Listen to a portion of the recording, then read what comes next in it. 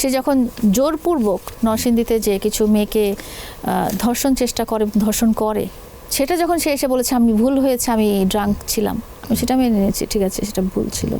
একটা মানুষের সাথে আপনি বিয়ে নামক ব্যাপারটা প্রতারণা করে আপনি 1.5 বছর সংসার করাটা কিন্তু ভুল হতে পারে না। একটা জিনিস কি, যখন আপনার উপরে অন্যায় হতেই থাকবে, হ্যাঁ অন্যায় হতেই থাকবে, অন্যায় হতে থাকবে এবং অন্যায় হতেই থাকবে, এবং একটা পর্যায়ে দেওয়ালে পিঠ থেকে আপনি কিন্তু আপনাকে নিজেকে সেভ করার চেষ্টা করবেন।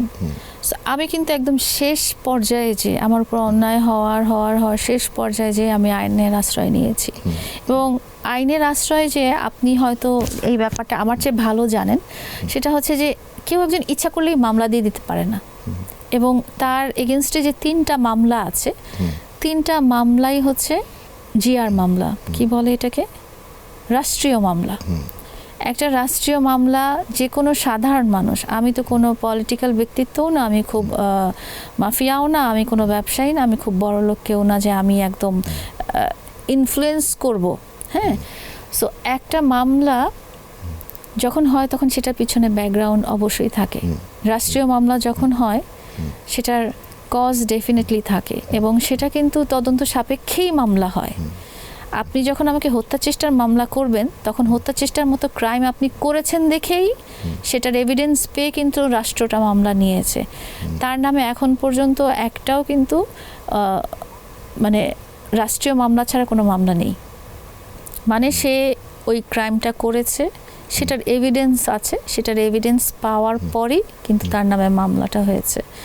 তো এখন আমার কথা হচ্ছে যে মামলা থেকে বাঁচার উপায় হচ্ছে প্রথমে তুমি অপরাধী করবা না, কিন্তু সে কিন্তু একের পর এক অপরাধ করে যাচ্ছে, এবং আমার সাথে তার 3টা মামলা হওয়ার মতো অপরাধ করার পরও সে কিন্তু গতদিন লিখনের কণ্ঠনালীর উপরে সে ছুরি বসিয়েছে।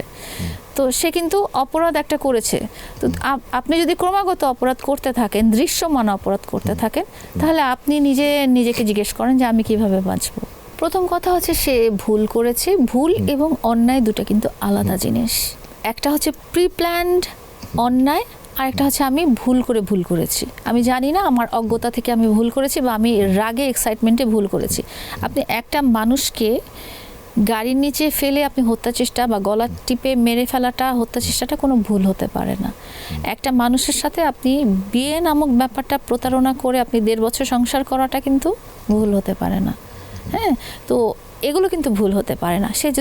সে অনেক ভুল করেছে লাইফে। এই যে আপনি একটু আগে অনামিকা ঐশীর ব্যাপারটা যে বললেন, এই ব্যাপারটা তো সে ভুল করেছে আমি বলবো, হ্যাঁ। একটা মেয়ের সাথে কোনো রকম সম্পর্ক ছাড়া শারীরিক রিলেশনে যাওয়া এবং দিনের পর দিন সেই শারীরিক সম্পর্কটা কন্টিনিউ করাটা কিন্তু আমি বলবো যে এটাও অন্যায়, হ্যাঁ। কিন্তু সে যখন বলেছে আমার ভুল হয়েছে, আমি অ্যাডমিট করে নিয়েছি যে ঠিক আছে এটা ভুল হয়েছে।